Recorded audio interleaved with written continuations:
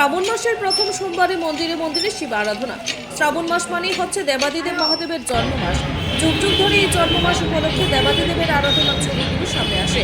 একই রকম ভাবে আজ শ্রাবণ মাসের প্রথম সোমবারে রাজধানী আগরতলা শহর সহ রাজ্যের প্রায় প্রতিটা প্রান্তরে শিব মন্দিরগুলোর মধ্যে সাধারণ ভক্তপ্রাণ নাগরিকদের উপচে পড়া ভিড় পরিলক্ষিত হয়েছে।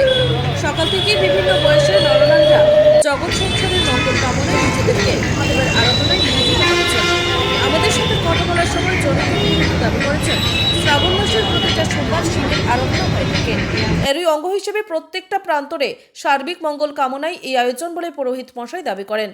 এখানে উল্লেখ করা প্রয়োজন, প্রত্যেক সোমবারে বিশেষ করে শ্রাবণ মাসে দেবাদিদেব মহাদেবের আরাধনার এই রীতি রাজ্যের সনাতনী ঐতিহ্যকে যে তুলে ধরছে এটা কিন্তু বলাই যায়। ব্যুরো রিপোর্ট, আমার ত্রিপুরা এক্সপ্রেস।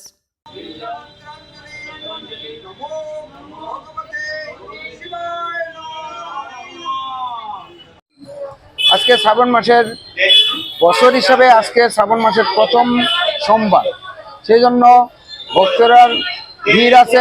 সকালবেলা থেকে মন্দিরে তাদের ঠাকুরকে বিভিন্ন জায়গার থেকে জল এনে ঠাকুরকে জল অভিষেক করছে। ঠাকুর শান্তি কামনায়, সবার মঙ্গল কামনার্থে, যার যার সংসারের কামনার্থে, যার যার নিজের কামনার্থে, সবার ভালোর জন্য এই পরমাত্মা শিবের কাছে আরাধনা করছে। এই মাসটা কিসের জন্য?